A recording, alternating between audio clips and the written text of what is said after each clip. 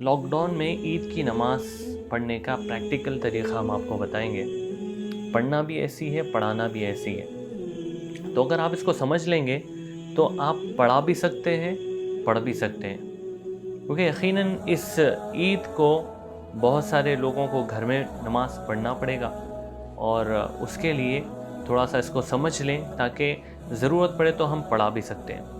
تو سب سے پہلے نیت کرنا ہے کہ میں 6 زائد تکبیروں کے ساتھ عید کی نماز پڑھ رہا ہوں یا پڑھا رہا ہوں۔ نیت کرنے کے بعد دوسرا کام جو ہے وہ تکبیر کہے، اللہ اکبر کہہ کر ہاتھ اٹھائے اور ہاتھ کو باندھ لے۔ باندھنے کے بعد ثنا پڑھے۔ ثنا پڑھنے کے بعد پھر تکبیر کہے، ہاتھ اٹھائے اور ہاتھ چھوڑ دے۔ پھر تیسری مرتبہ ہاتھ اٹھائے، تکبیر کہے اور ہاتھ چھوڑ دے۔ چوتھی مرتبہ ہاتھ اٹھائے، تکبیر کہے اور ہاتھ باندھ لے۔ مطلب ہے کہ 3 زائد تکبیریں ہیں، ایک تکبیر تکبیر تحریمہ کی ہے اور باقی کے 3 تکبیر زائد تکبیریں ہیں۔ تو اس کے بعد ہاتھ باندھنے کے بعد قرات ہوگی، سورہ فاتحہ پڑھیں گے، ضم سورت پڑھیں گے، پھر اس کے بعد رکوع کریں گے، اس کے بعد سجدہ کریں گے، 2 سجدے کریں گے، پہلی رکعت مکمل ہو جائے گی۔ پھر اٹھ کے کھڑے ہوں گے تو پہلے قرات ہوگی، سورہ فاتحہ پڑھیں گے، ضم سورت پڑھیں گے، پھر اس کے بعد رکوع میں جانے سے پہلے 3 زائد تکبیریں کہیں گے۔ اللہ اکبر کہہ کے ہاتھ اٹھائیں گے، ہاتھ چھوڑ دیں گے، اللہ اکبر کہہ کے ہاتھ اٹھائیں گے، ہاتھ چھوڑ دیں گے، پھر اللہ اکبر کہہ کے ہاتھ اٹھائیں گے، چھوڑ دیں گے، چوتھی مرتبہ اللہ اکبر کہہ کے رکوع میں چلے جائیں گے۔ تو یہ 3 زائد تکبیریں دوسری رکعت میں قرات کے بعد ہوں گی۔ اس کے بعد رکوع کریں گے، 2 سجدے کریں گے، قاعدہ، اس کے بعد تحیات کے بعد یعنی سلام پھیر دیں گے۔ یہ نماز جو ہے مختصر آسان ہے، اس میں ایک ہی کام ہے کہ 6 زائد تکبیریں۔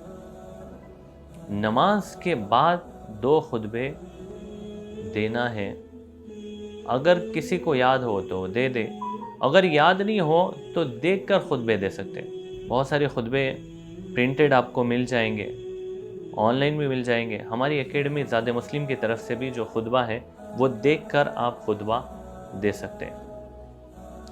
اس کے بعد نماز ختم ہو جائے گی۔ اگر کسی کو خطبہ پڑھنا نہیں آتا ہو، عربی میں ہو، اتنا خطبہ نہیں پڑھ سکتے ہو، تو حمد و صلات کے بعد یعنی اللہ کی تعریف کرے، آپ علیہ السلام پر درود بھیجے اور چند آیتیں قرآن کی پڑھ لینے سے بھی خطبہ ہو جائے گا، نماز ہو جائے گی۔ ابھی عید کی نماز گھر پہ یا کسی بھی جگہ پہ پڑھ سکتے ہیں، کسی میدان میں، کسی چھت پر۔ مسجد ہونا ضروری نہیں ہے، کیونکہ مسجد جہاں ہے وہاں تو مسجد میں ادا کی جائے گی، جہاں مسجد نہیں ہے یا حالات ہے تو گھر پہ بھی کسی جگہ پہ ادا کی جا سکتی ہے، اور کم از کم 4 لوگ ہوں، ایک پڑھانے والا، پیچھے 3 پڑھنے والے، تو بھی عید کی نماز پڑھی جا سکتی ہے۔ اسی طرح عید کی نماز کے اندر اذان اور اقامت نہیں ہے۔ عمومی نمازوں کے لیے جیسے اذان دینا ہے، اقامت ہے، ویسے عید کی نماز کے لیے نہیں۔ اسی طرح عید کی نماز کے خطبہ دینے کے لیے اگر کہیں ممبر بنا ہوا نہیں ہے تو کھڑے ہو کر، زمین پہ کھڑے ہو کر خطبہ دے سکتے ہیں، اور بیٹھنے کے لیے کوئی ممبر نہیں ہے تو کرسی پہ بیٹھ جا سکتے ہیں۔ تو یہ بھی ضروری نہیں ہے کہ بھئی ممبر ہونا ضروری ہے، ممبر پہ ہی عید کا خطبہ ہو، ایسا بھی ضروری نہیں ہے۔ عید کی نماز کا خطبہ دینے کے لیے عصا بھی ضروری نہیں ہے، وہ لکڑی پکڑ کر جو خطبہ دیتے ہیں عصا، وہ بھی ضروری نہیں ہے، بغیر اس کے بھی خطبہ ہو جاتا ہے۔ تو گھر پہ نماز آسانی کے ساتھ پڑھ سکتے ہیں۔ اسی طرح عید کی نماز کے لیے یہ ضروری نہیں ہے کہ ایسی جگہ پہ پڑھے جو کھلے آسمان کے نیچے ہو، ایسا بھی ضروری نہیں ہے۔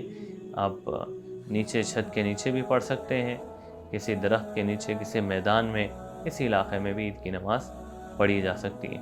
تو یہ عید کی نماز کا مکمل اور آسان طریقہ ہے، اس کو سمجھ لیں تاکہ ہمیں پڑھنا آسان ہو۔